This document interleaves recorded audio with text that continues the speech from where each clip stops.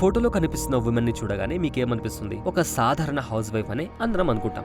But ఈవిడ ఒక lady don and ఉండేది మన హైదరాబాద్ లోనే. ఇన్ జనరల్ గా లేడీ డాన్లు సినిమాలు తప్ప బయట కనిపించడం చాలా రేర్ అండి. కానీ అలాంటి ఒక లేడీ డాన్ ని హైదరాబాద్ టాస్క్ ఫోర్స్ పోలీసులు పట్టుకున్నారు. పొర్రపాటున కూడా ఈవిడ స్టోరీ ఏ సినిమా డైరెక్టర్ కో లేదా ఏ ఫిల్మ్ మేకర్ కు దొరికితే వెంటనే సినిమా తీస్తారు. అంత ఇంట్రెస్టింగ్ గా ఉంది ఈ లేడీ డాన్ స్టోరీ. సో ఇవాల్టి మన వీడియోలో ఈవిడ గురించి చాలా క్లియర్ గా తెలుసుకోబోతున్నాం. Hi, this is Abulai Syed, you're watching Chota news. Arunabai alias Anguribai Hyderabad లోని ధూల్పేట్లో ఒక చిన్న సైజ్ డ్రగ్ ఇండస్ట్రీని అంగురిబాయి నడిపిస్తున్నారు అని ఎక్సైజ్ ఆఫీసర్ చెప్తున్నారు. Telangana excise special task force officer చెప్పిన డీటెయిల్స్ ప్రకారం అంగురిబాయి ఒకప్పుడు నార్మల్ హౌస్ వైఫ్ అండి. హైదరాబాద్ లోని ధూల్పేట్ కేంద్రంగా ఆమె కుటుంబం గుడుంబా వ్యాపారం చేసేది. ప్రభుత్వాలు గుడుంబాను అరికట్టే చర్యలు చేపట్టడంతో క్రమంగా గంజాయి అక్రమ రవాణాలోకి దిగింది ఆమె కుటుంబం. అయితే ఎగ్జాక్ట్ గా అదే టైంలో అంగురిబాయి కూడా గంజాయి బిజినెస్ లోకి అడుగుపెట్టారు. మొదట్లో ఆవిడ ఇంటి దగ్గర చిన్న చిన్న ప్యాకెట్స్ లో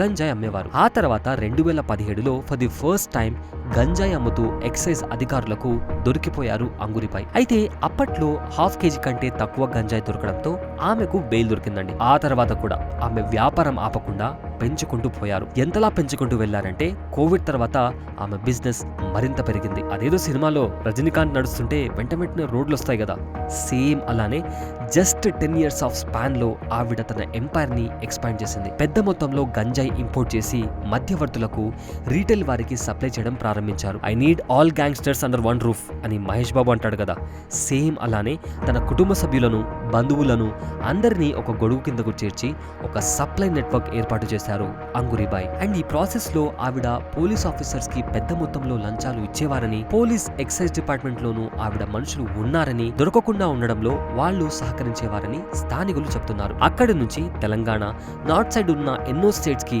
గంజాయి సప్లై చేసేవారు అని ఎక్సైజ్ ఆఫీసర్స్ చెప్తున్నారు. నౌ ఈ స్టోరీలో enters the Telangana government. Telangana government drugs నియంత్రణకు కఠిన చర్యలు తీసుకుంటోంది. గంజాయితో పాటు ఇతర మాదక ద్రవ్యాల అక్రమ రవాణాను అరికట్టేందుకు తెలంగాణ గవర్నమెంట్ స్పెషల్ టీమ్స్ ను కూడా ఏర్పాటు చేసింది. సో ఇదే క్రమంలో తెలంగాణ ఎక్సైజ్ టాస్క్ ఫోర్స్ పోలీసులు పదుల సంఖ్యలో అరెస్టులు కూడా చేస్తున్నారు. అయితే మిగతా వాళ్ళని పట్టుకున్నంత ఈజీగా అంగురిబాయి దొరకలేదు. ఆమె ఫోన్ కూడా వాడకుండా తన సొంత నెట్వర్క్ తో అధికారుల కన్ను కప్పి తప్పించుకునేవారని ఎక్సైజ్ డిపార్ట్మెంట్ వాళ్ళు చెప్తున్నారు. అండ్ ఆల్సో అంగురిబాయి ఇంటి చుట్టూ సీసీ కెమెరాలు, కుక్కలు అండ్ పర్సనల్ బాడీ గార్డ్స్ లు కూడా ఉండేవారంట. దీంతో ఆమె కోసం టాస్క్ ఫోర్స్ పోలీసులు స్పెషల్ ఫోకస్ పెట్టారు. మొత్తంగా ఎంతో రెక్కి చేసి ఎందరో సిబ్బందిని గస్తీలో పెట్టి చివరకు డిసెంబర్ 12న ఆమెను కార్వాన్ ప్రాంతంలో పోలీసులు పట్టుకున్నారు. రెగ్యులర్ గా మకాం మార్చడం, ఫోన్ వాడకపోవడం, ఒకవేళ వాడినా రకరకాల సిమ్లు మార్చడం, ఇలా చాలా కారణాల వల్ల ఆమె అరెస్ట్ ఆలస్యమైందని పోలీసులు చెప్తున్నారు. అంగురిబాయి ఏ స్థాయికి ఎదిగిందంటే ఆంధ్ర, ఒడిశాలో గంజాయి పండించే రైతులకు పెట్టుబడికి అవసరమైన డబ్బులు ఇచ్చేవారు. ఆ తర్వాత వాళ్ళు ఆ పంటను ఈవిడకే అమ్ముతారంట. కేస్ ఇన్వెస్టిగేషన్ ఫినిష్ అయిన తర్వాత కంప్లీట్ డీటెయిల్స్ తెలుస్తాయని తెలంగాణ ఎక్సైజ్ పోలీస్ ఆఫీసర్ చెప్తున్నారు. ఇదండి ఒక నార్మల్ హౌస్ వైఫ్ గా ఉండి లేడీ డాన్ గా ఎదిగిన అంగురిబాయి స్టోరీ. ఇలాంటి ఇంట్రెస్టింగ్ అండ్ రీసెంట్ అప్డేట్స్ కోసం మా ఛానల్ ని సబ్స్క్రైబ్ చేసుకోవడం మర్చిపోకండి. This is Abulai Syed signing of.